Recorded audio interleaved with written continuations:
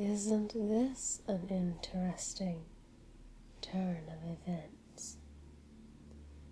I can't say that I was expecting you. Close that door and have a seat. Lucky for you, I have a moment to spare, but only a moment. So, tell me, what brings you all the way out here? A proposition. You have a proposition for me. I am certainly intrigued, though I am quite certain there is nothing you can offer me. So, it's really less of a proposition and more of a request. Well, I am not in the business of granting wishes, but what do you want? I'm sorry, you want a what? An apprenticeship. You want to shadow me here in my own foundation. Aren't you stationed at Site 22? Why don't you shadow your own site director? I'm sure he'd be happy to oblige, considering how long you've worked beneath him. But therein lies the answer. Contrary to whatever you may have heard, I am not leaving my position as site director. I am aware that there are a few rumors floating around. There always are. I assume you heard of them and decided to act strategically in your own interest. I'm aware you've been angling for a position as a site director for quite some time now. Frankly, there's hardly anything that goes on in this foundation that I'm not aware of. I suppose you assumed that, given any truth to the rumor, that I would be looking for a protégé, someone I could groom to take over for me here. I assure you, you are not the first to make this request, and you will not be the last. While I do mentor other site directors and critical members of the Foundation, I do not take apprentices. And if I did, I certainly wouldn't be taking you. You've been a rather annoying thorn in my side for a while, constantly sticking your nose into places it does not belong, and trying to exert authority that you do not have. Yes, you want to direct your own site, but not just any site.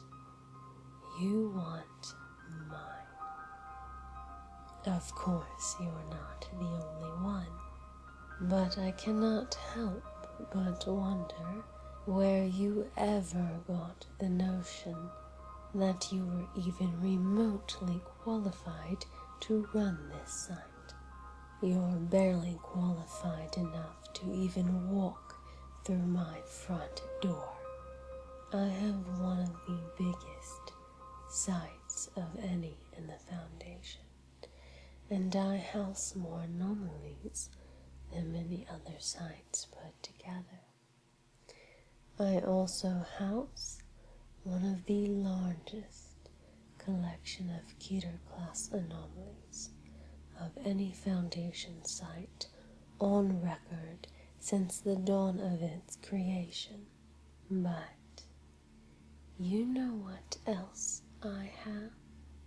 I have, respectively, one of the lowest casualty rates of any other site in the Foundation, including the one that you work for. Your position at your facility has caused you to have to make some tough decisions. Decisions that impact the lives of those who you, for all intents and purposes, hold dominion over. After reviewing your files, and I have reviewed your files, I am not comforted by what I've seen.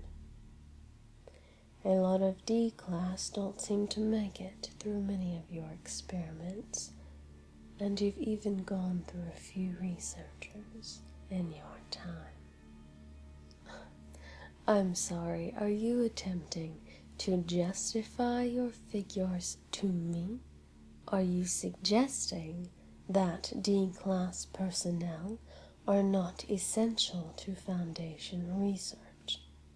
While expendable, D-Class personnel are not simply garbage that you can continuously recycle.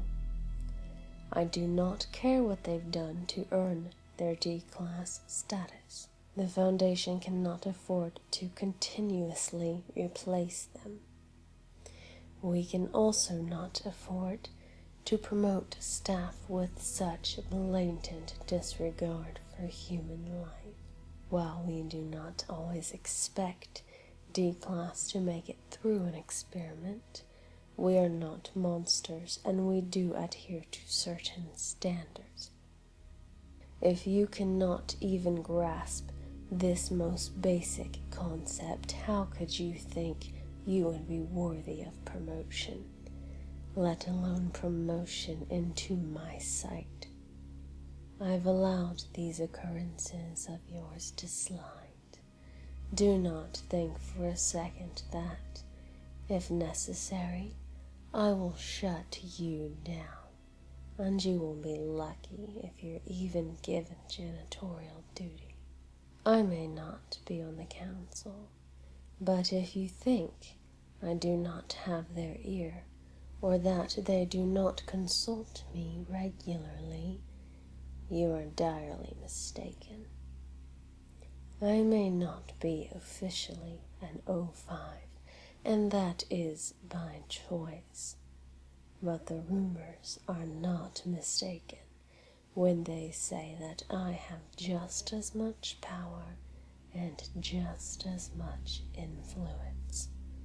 So I suggest you tread very carefully.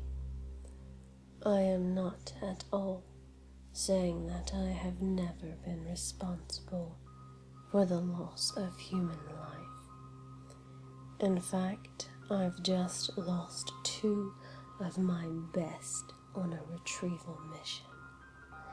I've been responsible for a lot of loss.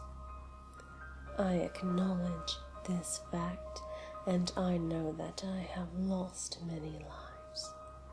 But I also know that I have never lost them unnecessarily.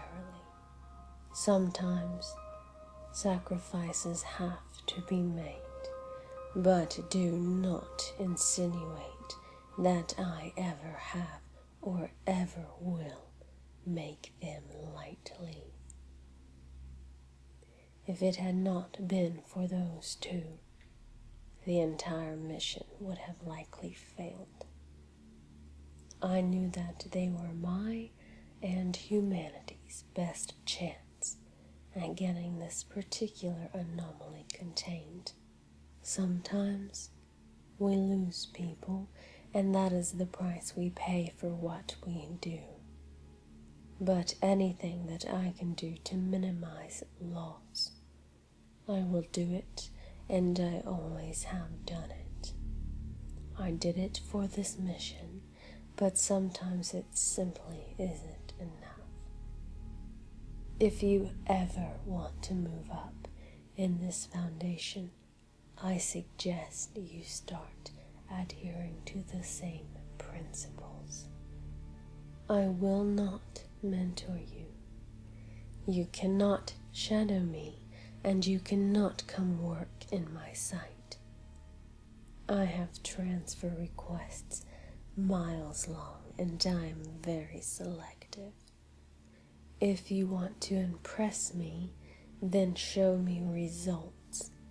Clean up your act and clean up your numbers, and do so at your own Foundation site.